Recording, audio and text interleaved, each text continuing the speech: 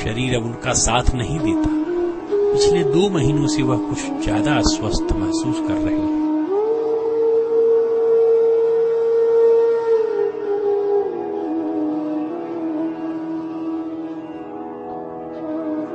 माँ की ममता की याद करते हुए ज्योति जी बताते हैं कि माँ उन्हें एक कारण से ज्यादा पढ़ने लिखने से रोकती थी।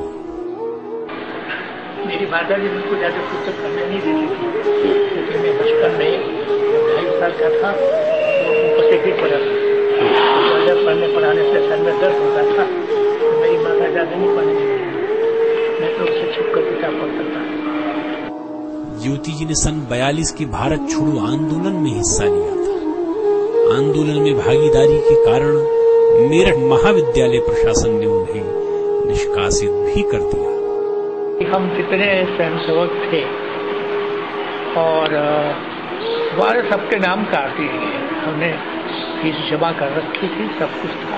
क्यों काट दिए? कहाँ पर थे आप उस समय? मैं उस समय मेरठ में और BA फाइनेंस में पढ़ता था। 42 के अंदर। किस विद्यालय में? मेरठ महाविद्यालय, मेरठ कॉलेज। पता नहीं कैसे क्या हुआ कि एक दिन बस कॉलेज के पास में बहुत सारी पुलिस की बसें और पुलिस को मैंने देखा। मैं अपने जिस काम से जाना था चला गया। बाद में पता लगा कि सरकार की ओर से उस कॉलेज के अंदर और जो है जितने भी विद्यार्थी पढ़ रहे थे और छात्रावास में थे, सबको पकड़ के पुलिस ले गई। बाद में कुछ समय के बाद उनसे कुछ लिखवा कर उस सबको छोड़ दिया गया। हाँ, मैंने कहा जितने हम संघ के स्वयंसेवक थे उन सबके नाम काट दिए गए थे, फीस जमा थे हमारी तो भी। फिर बाद में कुछ समय के बाद पता लगा कि कम्युनिस्टों की योजना के अनुसार ऐसा हुआ। सन 42 के भारत छोड़ो आंदोलन में राष्ट्रीय स्वयंसेवक संघ की भूमिका के बारे में ज्योति जी बताते हैं। स्वयंसेवकों की भूमिका उसमें इतना ही रही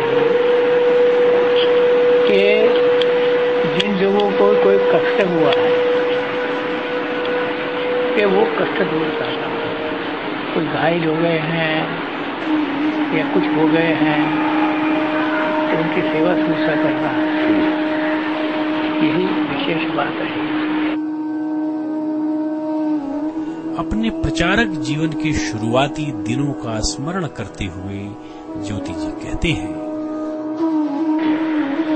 मैं प्रचारक 1947 में और मेरठ में जो संघ शिक्षा वर्ग हुआ था दिल्ली प्रांत का, उसके बाद निकला। मुझे वैसे उस योजना की कोई जानकारी नहीं थी कि कोई प्रचारक की योजना है। मुझसे जब मेरे विभाग प्रचारक ने पूछा कि क्या है, मैंने कहा मैंने तो पढ़ना है और मेरा फॉर्म भी मेरे पिताजी भरवा कर ले गए हैं। तो उन्होंने कहा कि नहीं, ऐसी योजना है कि 1 साल के लिए जाना है। मैंने कहा कि मैं तो पढ़ने के बाद थोड़ा समय देने वाला हूँ। तो उनका 1 साल के लिए जाऊँ, तो मैं 1 साल के लिए अपने नगर से, उसमें हमारे कुल 17 स्वयंसेवक थे मेरठ नगर के, तो हम सब प्रचारक बने। सन 43 में आप 1 साल के लिए निकले थे? सन 43 1 साल के लिए निकले थे। हाँ।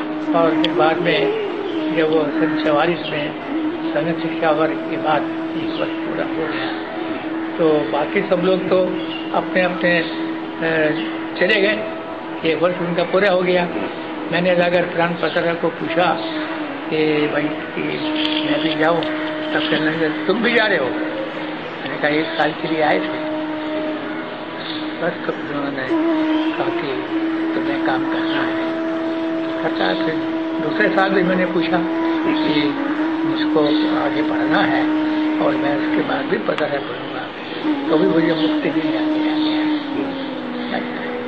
तब से लेकर आज तक आप डटे हुए? हाँ, मैं क्या, अपने सोहन सिंह जी जब से ही है प्रचारक, सन 43 से।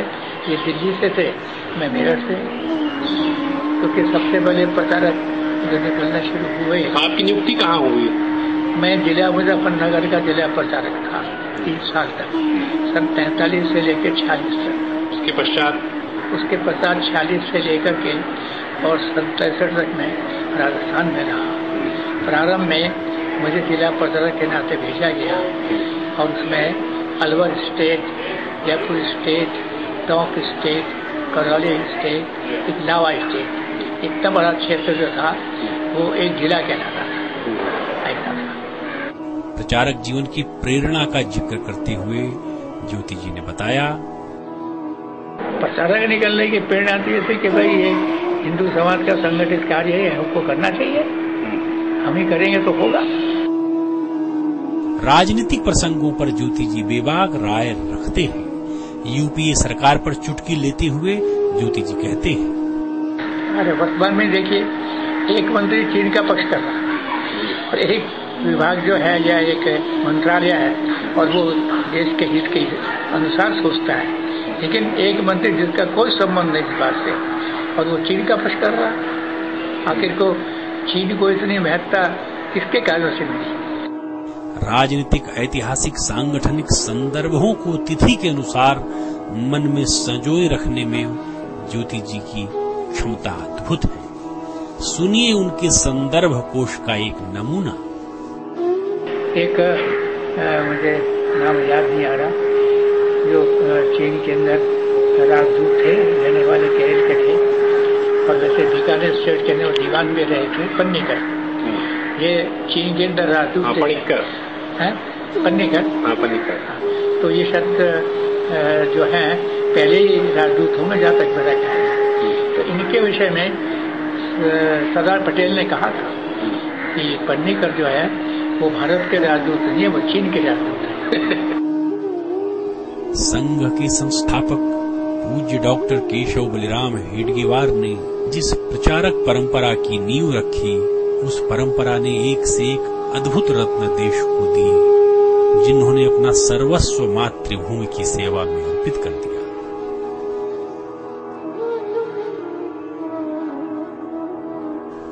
88 साल के ज्योति जी उसी आदर्श प्रचारक परंपरा की मिसाल है। उनके तपश्चर्या पूर्ण जीवन को हम नमन करते हैं।